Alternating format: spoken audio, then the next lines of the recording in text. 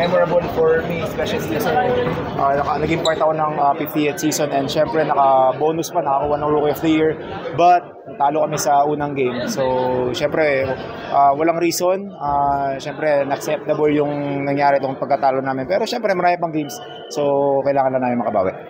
How was the feeling na nakalaro mo ulit, nakasama mo ulit sa court si Coach L.A. Tenorio, pero kalaban na?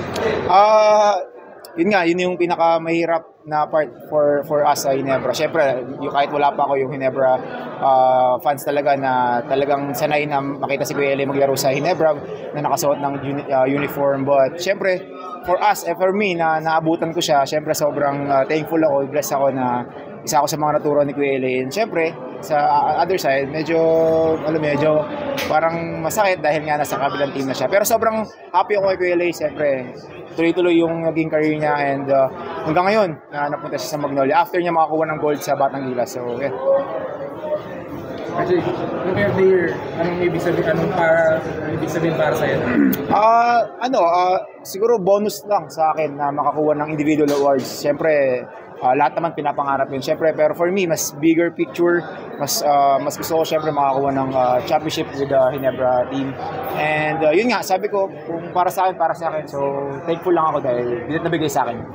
RJ, is it an added motivation ba or added pressure for you kung magkakapanalo mo ng Actually, parehas eh. Kasi motivation yun dahil nakakuha na naman ako ng Rookie of the Year after ko makakuha sa Korea and then now ulit sa PBA. And then pressure din dahil nakakuha ka ng award sa PBA. So expect na mas madaming maraming expectation yung mga coaches and mga teammates mo. Pero syempre, sabi ko nga, walang reason bakit kami natalo ngayon. So kailangan lang namin makabawi sa next game namin. Hira lang ang dalawang Rookie of the Year sa pro eh. Yun nga eh, medyo hindi nakakapaniwala dahil back-to-back Rookie of the Year, parang kalokohan, di ba? So, pero yung isa kasi sa Korea, kaya medyo kapaniwala. Pero syempre sa PBA, walang back-to-back Rookie of the Year. Medyo anga-anga natin. Yun lang naman. Pero thankful ako dahil nabigay nga sa akin yung Rookie of the Year. Syempre, thank you. Kumbaga, lahat naman deserving sa mga nakasama ko, sa mga naging nominee. Pero syempre, blessed ako na binigay sa akin ni Lord. Ano advice ni Coach John after mo manalo? Magpakain. Magpakain daw ako. Thank you, Tito. Napapadalas yung pag-engage mo sa mga bashers. Ano yung intentional ba siya or trick-trick lang?